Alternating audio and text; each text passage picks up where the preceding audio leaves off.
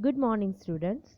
In the last lecture, we have started quantity theory of money, in which we discussed the transaction approach to the quantity theory of money.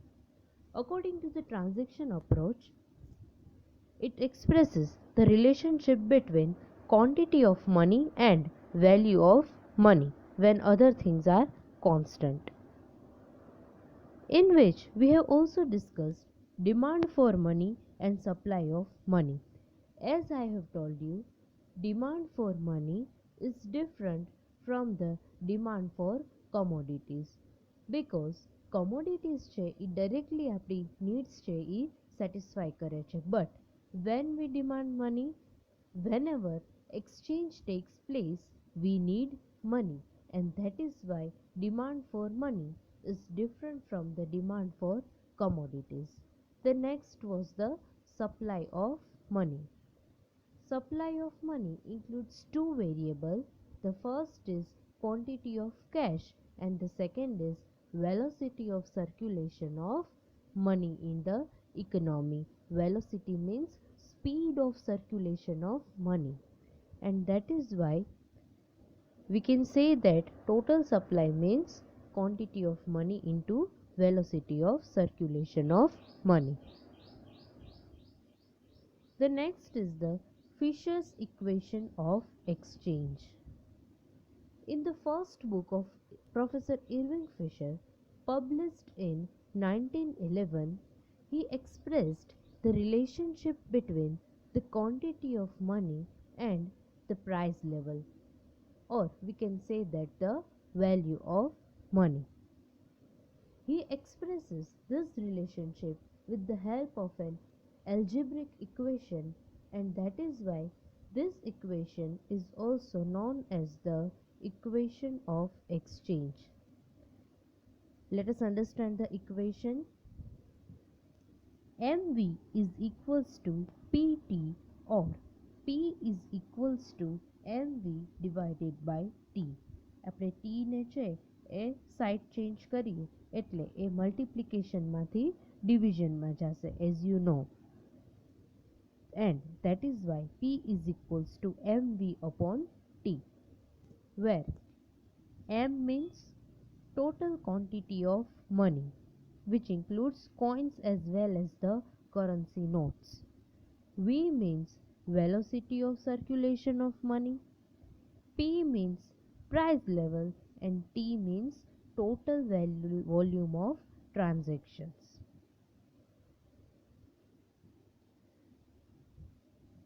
In this equation, we can see that as MV is equals to PT, we can consider MV as the total supply of money and PT represents the total demand for money.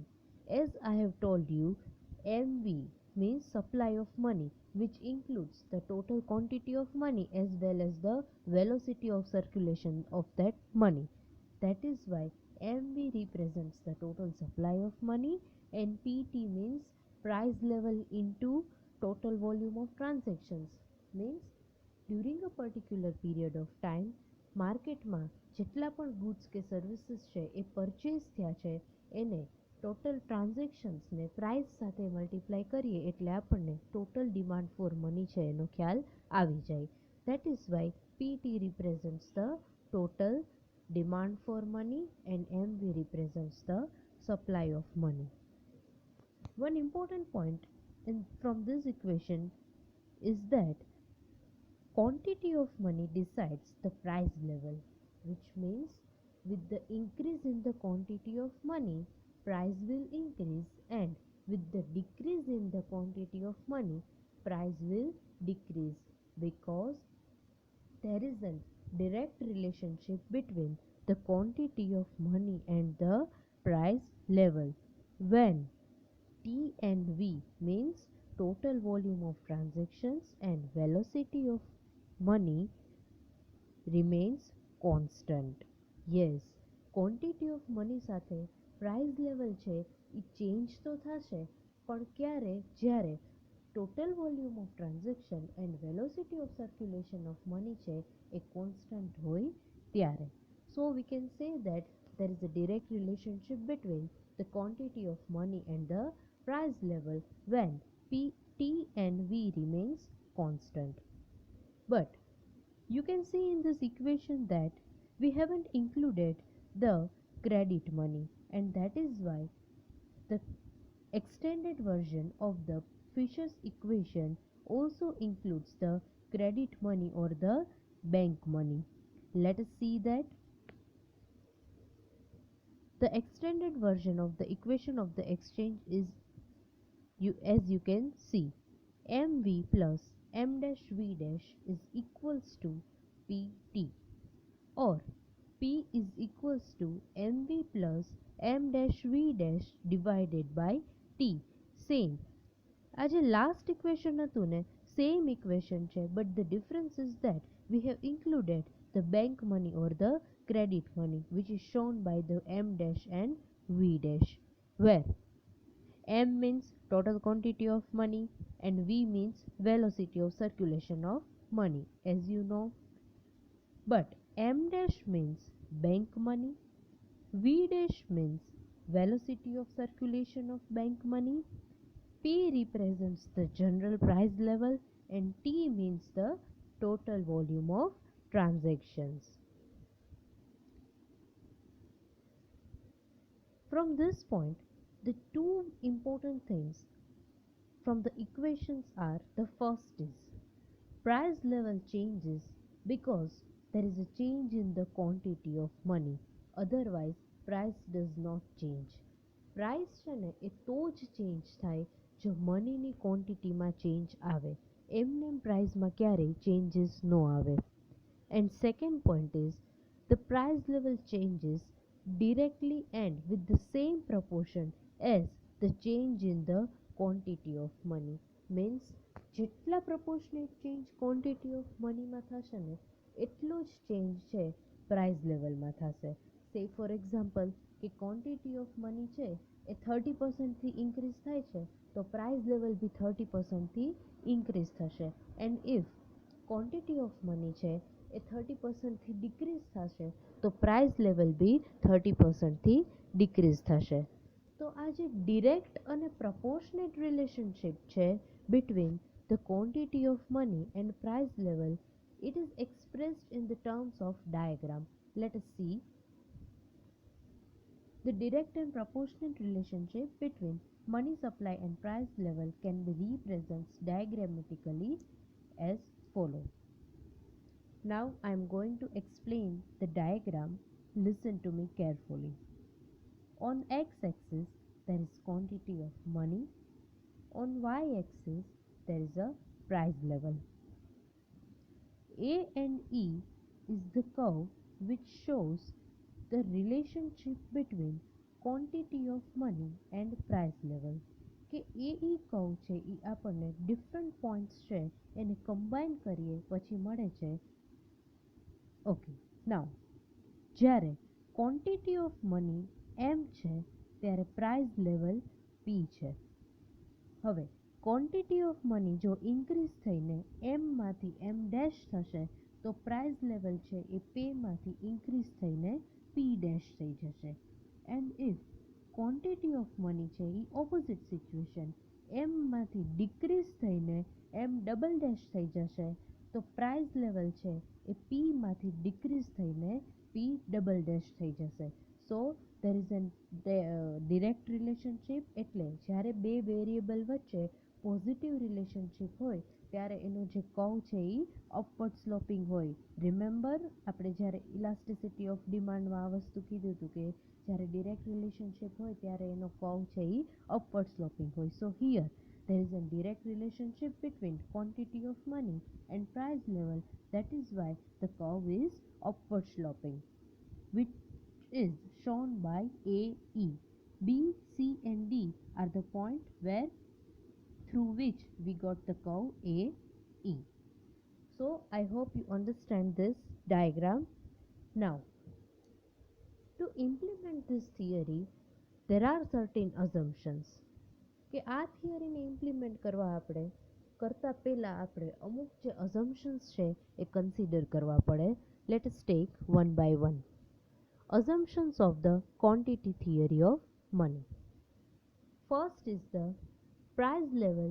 P is a passive factor, that is, price does not change by itself, nor does it cause any change in the other factors of equation. આનો meaning એવો થશે કે price level છે ને એ ક્યારેય એની મેરે change નથી થતું.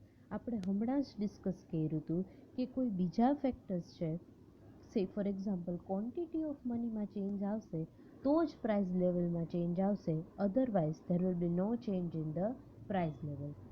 The second point is total volume of transactions must remain constant, which means કે જેટલા પણ ટ્રાન્ઝેક્શન્સ થાય છે ને, એટલે આપણે આ થિયરી છે ને એક પર્ટિક્યુલર ટાઈમ પીરિયડ હશે ને એને કન્સિડર કરી અને ઇમ્પ્લિમેન્ટ કરશું.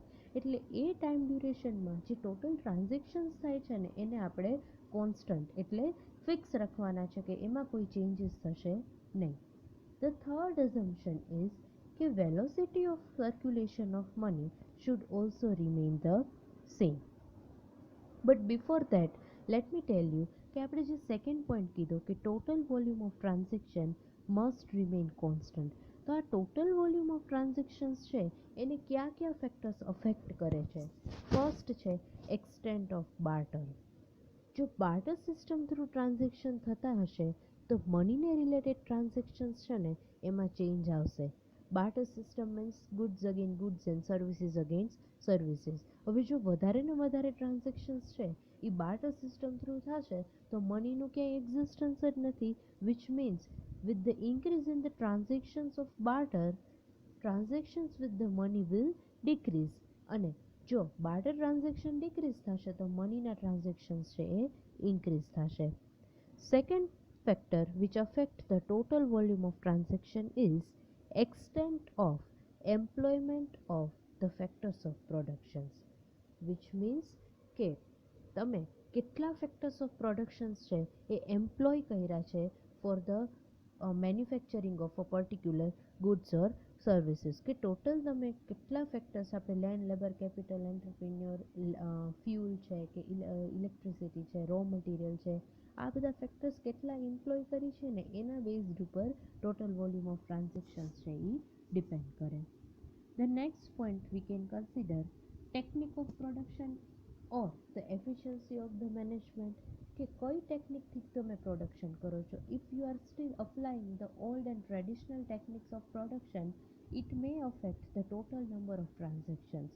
આપણે એ ડિસ્કસ કર્યું છે કે two types of production techniques are there. The first is the labour intensive techniques and the second is the capital intensive technique. કે વધારે ને વધારે પ્રોડક્શન જો લેબરની હેલ્પથી થતું હોય તો એને લેબર ઇન્ટેન્સિવ ટેકનિક કહેવાય, અને જો વધારે ને વધારે મશીનરી થ્રુ પ્રોડક્શન થતું હોય તો એને કેપિટલ ઇન્ટેન્સિવ ટેકનિક કહેવાય. આપણે એમાં એક્ઝામ્પલ લીધું હતું કે રાજસ્થાનમાં જે ટ્રેડિશનલ હેન્ડીક્રાફ્ટ જે છે એ labour intensive technique through produce થાય છે, પણ અમૂલનો જે પ્લાન્ટ છે it is totally depend on the machinery, automated, right, કે બધું ઓટોમેટિક છે કે ક્યાં લેબરની રિક્વાયરમેન્ટ બહુ ઓછી હોય. તો ઘણીવાર એવું બને કે જે ટ્રાન્ઝેક્શન્સ છે ને એ ટેકનિક ઓફ પ્રોડક્શન અને એફિશિયન્સી ઓફ ધ મેનેજમેન્ટ ઉપર ડિપેન્ડ કરે, કે મેનેજમેન્ટ છે how efficient the management is to provide certain goods or services. The next point which affect the total volume of transactions may be the conditions like volume of current of production of goods and services, કે અત્યારે total કેટલા goods and services produce થાય છે. જો production જ નહીં હોય તો ટ્રાન્ઝેક્શન્સ થશે જ નહીં. Like size of the population, supply of the capital equipment, કે પોપ્યુલેશન કેટલું છે, કદાચ પ્રોડક્શન તો ઘણું બધું થતું હોય પણ સામે પોપ્યુલેશન જ બહુ ઓછું છે, લિમિટેડ છે, તો પરચેઝિંગ બી છે એ limited according to their requirement થશે. Next supply of capital equipment means એવું કહી શકીએ કે જો મશીનરી છે કે કોઈ બીજા ઇક્વિપમેન્ટ્સ છે એની અવેલેબિલિટી કેટલી છે, because production is up to certain extent depends on the machinery and capital equipments. Or state of technical and organizational development, availability of the natural resources, કે નેચરલ રિસોર્સિસ છે એ તો લિમિટેડ, કે nature through આપણને જેટલા available હશે એટલા જ રહેશે. લેન્ડ છે એ નેચરલ રિસોર્સ છે, we can not produce land. તો કેટલી અવેલેબિલિટી છે નેચરલ રિસોર્સિસની, કે ફ્યુલ છે એ બધું છે એ માઇન્સમાંથી નીકળે છે, તો ગોલ્ડ છે, સિલ્વર છે, તો એની જેટલી અવેલેબિલિટી હોય એટલી જ રહે, આપણે એને પ્રોડ્યુસ ન કરી શકીએ. તો ઘણીવાર આ બધા ફેક્ટર્સ પર બી ટોટલ વોલ્યુમ ઓફ ટ્રાન્ઝેક્શન છે એ ડિપેન્ડ કરે છે. The third point is the velocity of circulation of money should remain the same. આનો મતલબ એવું થશે કે જે સ્પીડથી મની ઇકોનોમીમાં સર્ક્યુલેટ થાય છે એ સ્પીડ છે, વેલોસિટી છે, it should also remain same. But આ વેલોસિટી છે એ બી ઘણા બધા ફેક્ટર્સ ઉપર ડિપેન્ડ કરે છે. તો એ ફેક્ટર્સ ક્યાં હોઈ શકે? તો first is system of payment, કે આપણે કઈ રીતે પેમેન્ટ કરીએ છીએ, કેશલેસ કે કેશ પેમેન્ટ, રાઈટ? કે મની જો સર્ક્યુલેટ થતા હોય કે હું તમને 100 રૂપીસ પેમેન્ટ કરું છું અત્યારે, તો તમે એ 100 રૂપીસ બીજાને પે કરશો, બીજા છે એ ત્રીજા પર્સનને કરશે. તો આ લિક્વિડિટી ઉપર છે, કઈ રીતે મની પેમેન્ટ, કોઈ પણ વસ્તુનું પેમેન્ટ થાય છે એના બેઝડ ઉપર વેલોસિટી છે એ ડિપેન્ડ કરે. Second point under this V can consider as the development of the credit and financial system. કોઈ પણ ઇકોનોમી છે એનું ક્રેડિટ, કે બેંક ક્રેડિટ છે, કે ફિનાન્શિયલ સિસ્ટમ છે એ કેટલું ડેવલપ્ડ છે એના બેઝડ ઉપર મની સર્ક્યુલેશન છે એ ડિપેન્ડ કરે. Next is rapidity of the transportation of money. કેટલી ઝડપથી તમે મનીને ટ્રાન્ઝેક્શન કરો છો, કેટલી જલ્દી તમે મનીને ટ્રાન્સફર કરી શકો છો, એના બેઝડ ઉપર વેલોસિટી ડિપેન્ડ કરે. Or we can say the habit of the community regarding consumption and savings. Yes, consumption and savings છે ને એ ડિરેક્ટલી વેલોસિટી ઉપર ઇફેક્ટ કરે છે. સે ફોર એક્ઝામ્પલ, જો તમે વધારે ને વધારે સેવિંગ્સ કરશો, વિચ મીન્સ તમે એટલું કન્ઝમ્પશન ઓછું કરશો. સે ફોર એક્ઝામ્પલ, તમારી ઇન્કમ 50,000 છે, એમાંથી અત્યાર સુધી તમે 25,000 સેવ કરતા, પણ હવે તમે એને ઇન્ક્રીઝ કરીને 35,000 કરી દીધું છે. તો પહેલાં તમે 25 સેવ કરતા એટલે બીજા 25 છે એ સ્પેન્ડ કરી દેતા. But as saving increase from 25 to 35,000, which means consumption decreased to 15,000, which means it directly affects the velocity of circulation of money. કે પહેલાં છે જો સેવિંગ્સ ઇન્ક્રીઝ થશે તો માર્કેટમાં મની સપ્લાય છે એટલો ડિક્રીઝ થઈ જશે, and ultimately it will affect the velocity of circulation of money. And next we can consider as the expectations of the future prices and income. કે અત્યારે ગોલ્ડના પ્રાઇસીસ છે એ ડે બાય ડે ઇન્ક્રીઝ થાય છે. હવે અત્યારે એવું એક્સપેક્ટેડ હોય કે ફ્યુચરમાં ગોલ્ડના પ્રાઇસીસ છે એ હજી ઇન્ક્રીઝ થવાના છે બાય 10 to 20,000 રૂપીસ, કે હજી ગોલ્ડના પ્રાઇસીસ છે એ 70,000 પહોંચવાના છે. તો અત્યારે લોકો શું કરશે કે ગોલ્ડ પરચેઝ કરી લેશે, which means right now demand increase થઈ તો ગોલ્ડ વધારે પરચેસ થશે, તો એટલી ઝડપથી માર્કેટમાં મની સર્ક્યુલેટ થયા, which means with the future expectations of the prices, velocity also affected. ઓર કે ફ્યુચરમાં કોઈ વસ્તુના પ્રાઇસીસ છે એ ડિક્રીઝ થવાના હોય તો અત્યારે લોકો એને પરચેઝ નહીં કરે, ફ્યુચર માટે વેઇટ કરશે. So it will reduce the velocity of circulation of money from the economy. The fourth point is the supply and velocity of circulation of money should also remain the same. એટલે અહીંયા એવું કહે છે કે total જે money supply છે અને એની સામે જે circulation, velocity of circulation of credit money છે, it should also remain same, which means total volume of credit money should be equal to the legal tender money. Legal tender money એટલે અત્યારે bank money અને જે currency notes છે એ બેને always equal હોવા જોઈએ, એવું અહીંયા આપણે અઝ્યુમ કરીએ છીએ. The fifth point is there is no change in the volume of barter transaction. Barter ટ્રાન્ઝેક્શનના વોલ્યુમમાં ચેન્જ ન થવો જોઈએ. મેં હમણાં જ તમને એક્સપ્લેન કર્યું કે જો બાર્ટરથી જો ટ્રાન્ઝેક્શન્સ ઇન્ક્રીઝ થશે ને, which means money transactions through money will be reduced, અને જો બાર્ટર ટ્રાન્ઝેક્શન રિડ્યુસ થશે તો transactions with the help of money will increase. And the last and the sixth point is the theory assumes a long period of time and the existence of full employment. અહીંયા એવું કહે છે કે જ્યારે આપણે આ ફિશર્સ ક્વોન્ટિટી થિયરી ઇમ્પ્લિમેન્ટ કરવી હોય, at that time we required comparatively a long period of time, તો જ આપણે આ થિયરીને ઇમ્પ્લિમેન્ટ કરી શકીએ. And the next assumption is full employment in the economy. Full એમ્પ્લોયમેન્ટનો મિનિંગ અહીંયા આપણે એવું લેશું કે જેટલા પણ રિસોર્સિસ અવેલેબલ છે ને, એ બધા જ રિસોર્સિસ છે એ એમ્પ્લોય થઈ ગયા છે. હવે માર્કેટમાં કોઈ નવા રિસોર્સિસ અવેલેબલ નથી. So it was all about the અઝમ્પશન્સ of the quantity theory of money. The next topic is criticism of transaction approach to the quantity theory. ક્રિટિસિઝમને તમે ગુજરાતીમાં ટીકા તરીકે કહી શકો કે જે ફિશરની જે થિયરી છે એને બીજા બધા ઇકોનોમિસ્ટ છે એણે ઘણા બધા એવા પોઈન્ટ્સ છે કે જેના બેઝડ ઉપર ક્રિટિસાઇઝ કરી છે. તો આ પોઈન્ટ્સ છે એ ક્યાં છે? તો ફર્સ્ટ છે, this theory is based on unrealistic assumption. So the first criticism is કે આ થિયરીમાં આપણે ઘણા બધા અઝમ્પશન કર્યા છે અને પછી જ આ થિયરીને આપણે ઇમ્પ્લિમેન્ટ કરી છે. તો આ જેટલા પણ અઝમ્પશન્સ છે ને એ અનરિયાલિસ્ટિક છે. Say for example, we assumed that MV is equal to PT.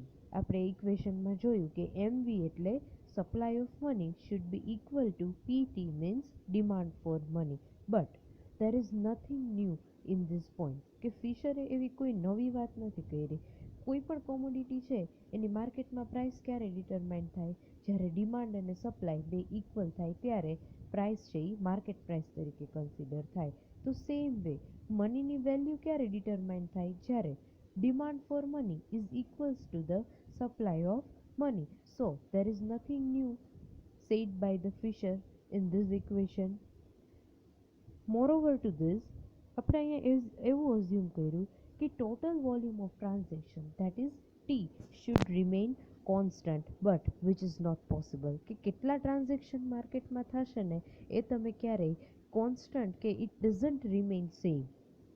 બીજું અહીંયા એવું અઝ્યુમ કર્યું આપણે કે velocity of circulation of money should always remain same, કે એક કોન્સ્ટન્ટ રહેવી જોઈએ. બટ velocity છે ને it is not independent variable, it is depend on the quantity of money and the price level, and that is why velocity of circulation of money છે એ ક્યારેય constant રહે નહીં. The next we assume that M dash and V dash should also remain same.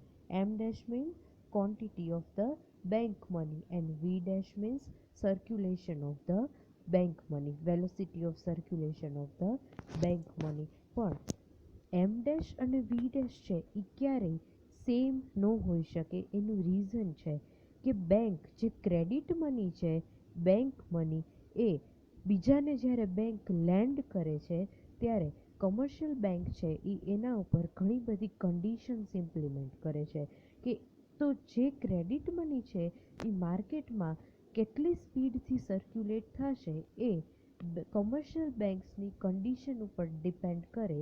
And that is why M dash and V dash could never be equal. The next point is Fisher's equation. Here it is assumed that different variables of equation are independent of each other, but in fact it is not true. અહીંયા એવું કહે છે કે આ ઇક્વેશનમાં આપણે જેટલા પણ variables consider કર્યા they are independent of each other, but it is not true.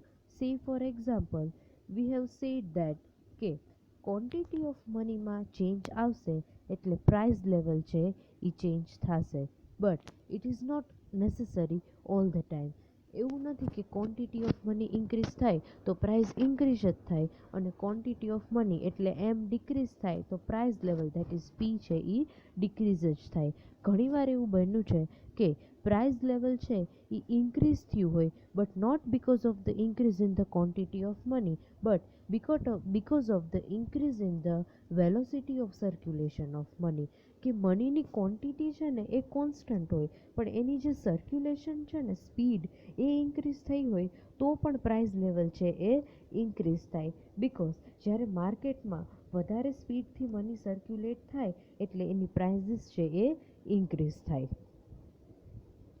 The next point is Fisher's equation considers money only as a medium of exchange which is required for transaction purpose. અહીંયા according to the Fisher it is said that કે મનીની demand આપણે ક્યારે કરીએ, વેનએવર there is a transaction, કે જ્યારે પણ transactions કરીએ કે exchange takes place at that time we need money. But it is not true however, because કે મનીની ડિમાન્ડ છે એ ખાલી એક્સચેન્જ માટે નથી. We don't use money only as a medium of exchange, but there are number of functions which are performed by the money. We have discussed all the functions of money, right?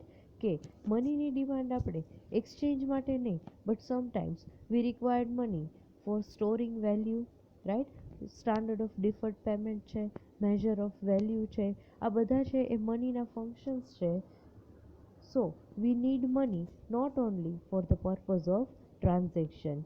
બીજું કહી શકીએ કે મનીની requirement છે એ medium of exchange કરતાં sometimes we need it for the purpose of precaution, કે precautionary motive માટે પણ આપણે મની છે એને ડિમાન્ડ કરતા હોય. પ્રિકોશનરી મોટિવને આપણે અહીંયા એવું કન્સિડર કરી શકીએ કે ઇમરજન્સી ટાઈમ માટે થઈને આપણે ક્યારેક મનીની રિક્વાયરમેન્ટ હોય, કે તમે એમ કહો કે ગમે ત્યારે મેડિકલ ઇમરજન્સી હોય કે કોઈ બીજું કોઈ પણ ઇમરજન્સીસ છે એની માટે આપણે થોડા સેવિંગ્સ છે એ ઓલવેઝ રાખીએ. સો સ્પેક્યુલેટિવ મોટિવ છે કે બિઝનેસના પર્પઝથી મનીની રિક્વાયરમેન્ટ હોય. સો મનીની રિક્વાયરમેન્ટ છે એ ખાલી મીડિયમ ઓફ એક્સચેન્જ કે ટ્રાન્ઝેક્શન પર્પઝ માટે નહીં, but sometime we need money for the precautionary motive or speculative motive also. The fourth point is, it is assumed that price level is influenced by the changes in quantity of money. અહીંયા આપણે પહેલાં જ એ સમજી ગયા કે there is a direct relationship between the quantity of money that is M and the price level that is P. But it is not true. Price level છે એ ખાલી મનીની ક્વોન્ટિટીમાં ચેન્જ થાય ને તો જ ચેન્જ ન થાય. ક્વોન્ટિટી ઓફ મની એટલે આપણે મોનિટરી ફેક્ટર તરીકે કન્સિડર કરીએ.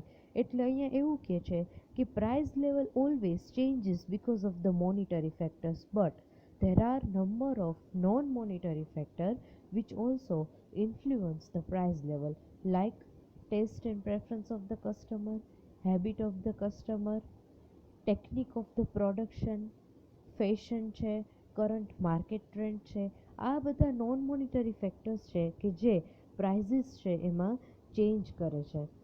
આપણે આ ફેક્ટર્સ અફેક્ટિંગ ડિમાન્ડ છે એમાં આ ફેક્ટર્સ ઓલરેડી સમજી ગયા છે કે કસ્ટમરની હેબિટ છે કે વર્ષોથી તમે એક જ વસ્તુથી હેબિચ્યુએટેડ હો તો તમે ઓલ ઓફ સડન છે તમારી હેબિટને ચેન્જ ન કરો. ટેસ્ટ એન્ડ પ્રેફરન્સ ચેન્જ થાય તો પણ પ્રાઇઝીસ છે, કોઈ પણ વસ્તુની ડિમાન્ડ ઇન્ક્રીઝ થાય તો પ્રાઇઝીસ છે એ ઇન્ક્રીઝ થવાના જ છે.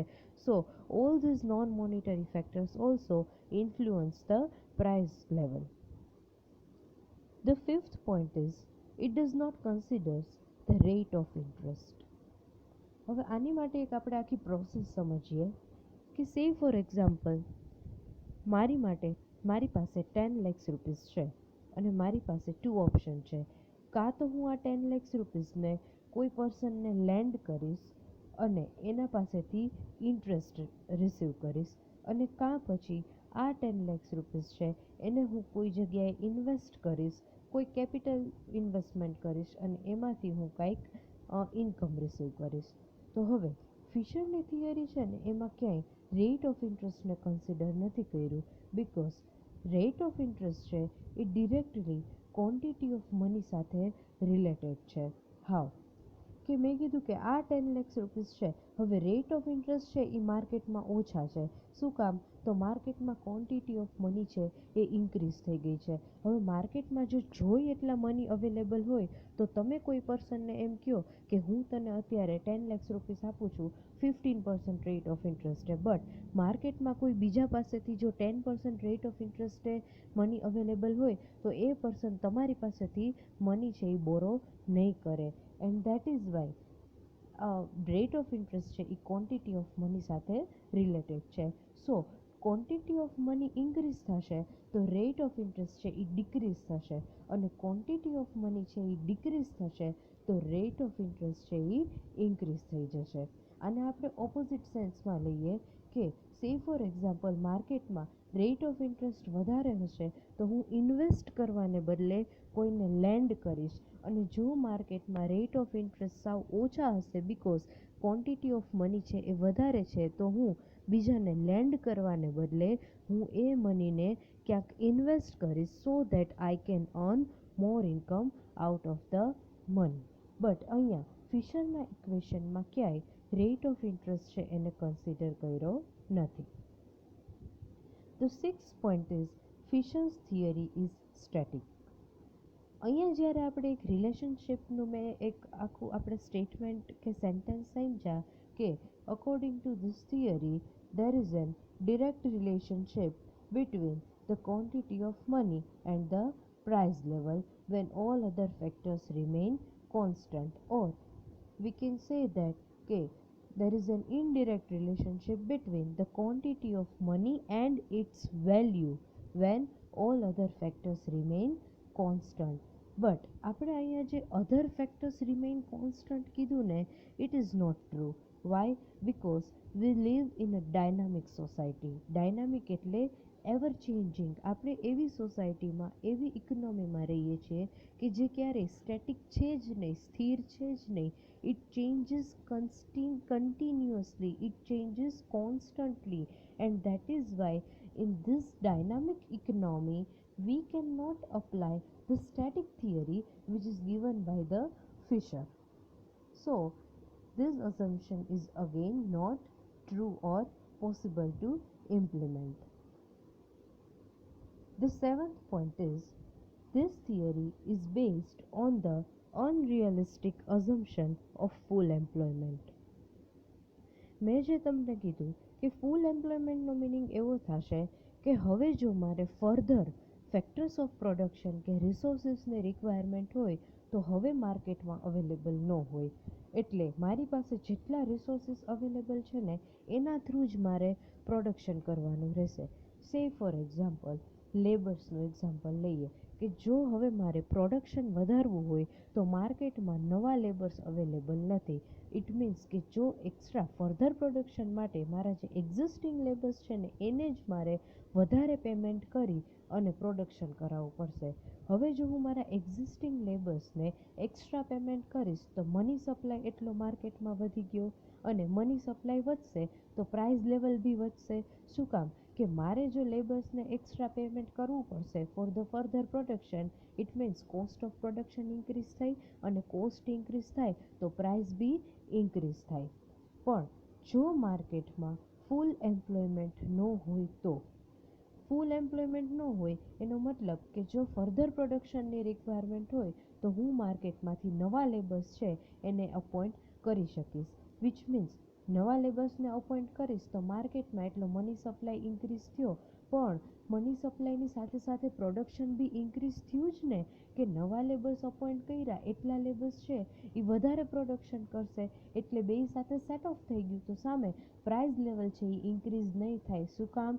કે સપ્લાય છે એ ઇન્ક્રીઝ થઈ ગયું, અને સપ્લાય ઇન્ક્રીઝ થાય તો તમે પ્રાઇસ ઇન્ક્રીઝ ન કરી શકો, બિકોઝ જો સપ્લાયની સાથે પ્રાઇસ બી ઇન્ક્રીઝ થશે તો ડિમાન્ડ છે એ ડિક્રીઝ થઈ જશે. તમારે ફર્ધર સેલ કરવા માટે થઈને પ્રાઇઝીસ છે એ રિડ્યુસ કરવા પડે તો જ તમે વધારે સેલ કરી શકો.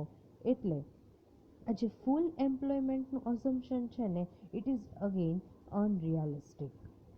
The eighth criticism is there is a technical inconsistency in using M and V in this equation of exchange.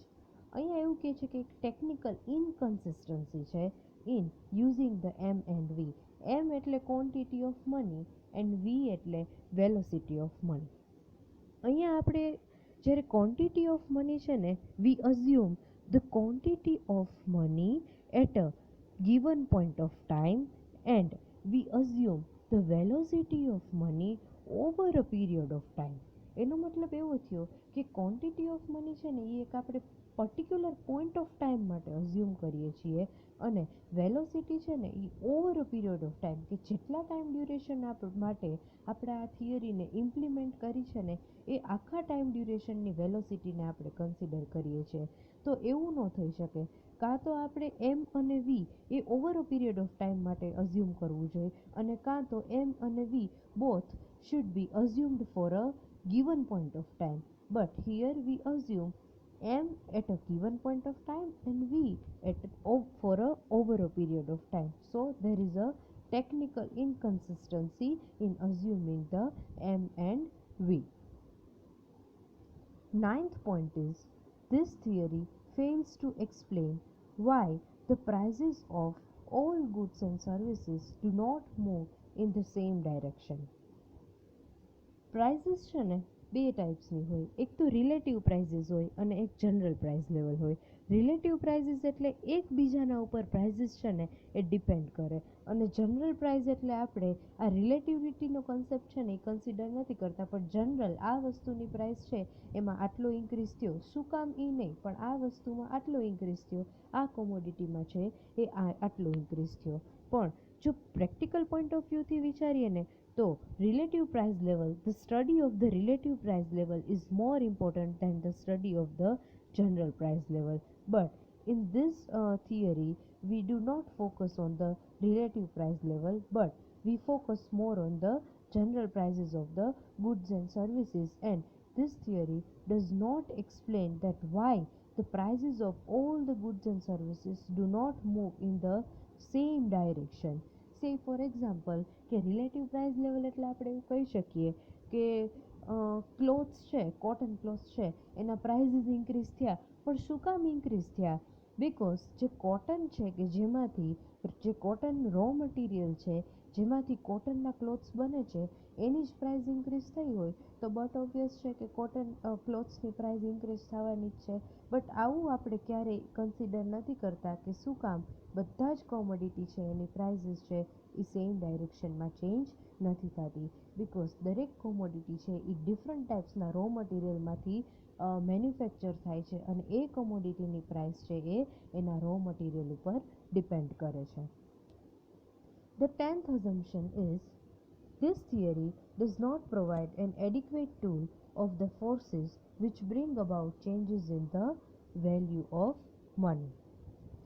એટલે અહીંયા એવું કહે છે કે એવા કયા ફોર્સીસ છે કે જેના થ્રુ મનીની વેલ્યુમાં ચેન્જીસ થાય છે એ ક્યાંય આ થિયરીમાં એક્સપ્લેન નથી કર્યું.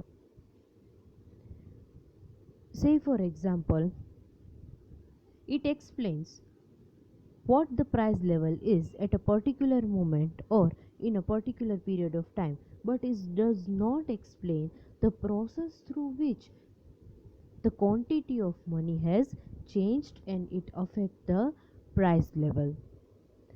એટલે અહીંયા મતલબ એવો કહી શકે કે પ્રાઇઝ લેવલ પર્ટિક્યુલર ટાઈમ ઉપર પ્રાઇઝ લેવલ છે એ કેટલું છે એ આપણે કહીએ છીએ, પણ કઈ પ્રોસેસ થ્રુ કે ક્વોન્ટિટી ઓફ મનીમાં ચેન્જ થયો કે બીજા કોઈ ફેક્ટર્સને લીધે પ્રાઇઝમાં ચેન્જ થયો એ પ્રોસેસ ક્યાંય અહીંયા એક્સપ્લેન કરી નથી. અહીંયા આપણે એવું જ કહીએ છીએ કે ક્વોન્ટિટી ઓફ મનીમાં ચેન્જ થયો એટલે પ્રાઇસમાં ચેન્જ થયો, but why the changes in the quantity of money has taken place is not expressed by this theory. The last criticism of this theory is that historical evidences has not supported the theory that price level varies directly and proportionately with the quantity of money. અહીંયા આપણે એક્ઝામ્પલ્સથી સમજીએ કે હિસ્ટ્રીમાં પાસ્ટમાં એવું ઘણું બધું બની ગયું છે કે જે એવા એક્ઝામ્પલ્સ કે એવા ઇન્સિડન્ટ છે કે જે એક્સપ્લેન કરે છે કે there is not always direct and proportionate change in the price with the quantity of money. જે આપણે પહેલાં જ કીધું કે જેટલો ચેન્જ ક્વોન્ટિટી ઓફ મનીમાં થશે ને એટલો જ ચેન્જ પ્રાઇસ લેવલમાં થશે, પણ એવું ક્યારેય જરૂરી નથી. ફોર એક્ઝામ્પલ, 1923માં જર્મનીમાં એક ઇન્ફ્લેશન, હાઇપર ઇન્ફ્લેશન આવ્યું હતું, પણ એ ઇન્ફ્લેશનમાં જેટલા પ્રપોર્શનથી પ્રાઇઝીસ ઇન્ક્રીઝ થઈ હતી એના કરતાં ઓછા પ્રપોર્શનમાં ક્વોન્ટિટી ઓફ મની છે એ ઇન્ક્રીઝ થઈ હતી. જનરલી એવું થવું જોઈએ કે જેટલા પ્રપોર્શનથી ક્વોન્ટિટી ઓફ મની ઇન્ક્રીઝ થાય એટલા જ પ્રપોર્શનથી પ્રાઇઝ લેવલ ઇન્ક્રીઝ થવું જોઈએ, પણ અહીંયા એવું નહોતું થયું. જે ક્વોન્ટિટી ઓફ મની કરતાં પ્રાઇઝીસ છે એ વધારે ઇન્ક્રીઝ થયા હતા. બીજું એક્ઝામ્પલ લઈએ, the great depression of 1930s. આની મેં ઘણીવાર આપણે ફર્સ્ટ યરમાં વાત કરી છે કે 1930sમાં એક ડિપ્રેશન આવ્યું હતું અને એને લીધે ઇકોનોમી છે એ ઘણી ડાઉન થઈ હતી આખા વર્લ્ડની. તો આ જે ડિપ્રેશન હતું ને એને ઓવરકમ કરવા માટે વર્લ્ડમાં ઘણી બધી કન્ટ્રીઝે ક્વોન્ટિટી ઓફ મની છે એ ઘણા પ્રપોર્શનથી ઇન્ક્રીઝ કરી હતી અને એની સાથે સાથે વેલોસિટી છે એને પણ ઇન્ક્રીઝ કરી હતી. But in spite of increase in the quantity of money, there was not much rise in the price level. So it is not necessary કે તમે quantity of money increase કરો તો always price level છે એ increase થાય. Moreover, price લેવલને increase કરવા માટે quantity of money છે એ એક જ ફેક્ટર રિસ્પોન્સિબલ નથી. there is a factor like liquidity preference, કે ક્વોન્ટિટી ઓફ મની છે એ ઇન્ક્રીઝ થાય છે બટ તમારું લિક્વિડિટી પ્રેફરન્સ છે એ બી સાથે ઇન્ક્રીઝ થાય ને તો પ્રાઇસ લેવલ છે એ રિડ્યુસ થઈ જાય. કે તમારી ઇન્કમ ઇન્ક્રીઝ થઈ પણ તમે લિક્વિડિટી પ્રેફરન્સ કે વધારે ને વધારે પૈસા છે એ માર્કેટમાં સ્પેન્ડ કરવાને બદલે તમે લિક્વિડ મનીના ફોર્મમાં કેશ ઓન હેન્ડ તમારી પાસે તમારા ઘરે રાખો તો એનાથી છે એ માર્કેટમાં એટલો મની સપ્લાય ઓછો થઈ જાય તો એને લીધે પ્રાઇસીસ છે એ ડિક્રીઝ થઈ જાય. અને ઓપોઝિટ સિચ્યુએશન કે લિક્વિડિટી પ્રેફરન્સ જ જો રિડ્યુસ થઈ જાય ને તો ક્વોન્ટિટી ઓફ મનીમાં કોઈ ચેન્જ ન આવે, ક્વોન્ટિટી ઓફ મની એટલી ને એટલી રહે, પણ તમારો લિક્વિડિટી પ્રેફરન્સ રિડ્યુસ થઈ ગયો એટલે એટલા મની તમે વધારે સ્પેન્ડ કરશો and because of that prices will increase. So it was all about the criticism of the theory. So in this lecture we have understand the Fisher's quantity theory of money. So before ending the session, I would like to tell you that Fisher's theory છે એમાં તમારે Fisher's equation છે, assumption of the theory છે અને criticism of the theory છે એક આખો એનો એક question છે, and this is the most important question as far as the exams are concerned. So I hope you get all the things. Thank you very much.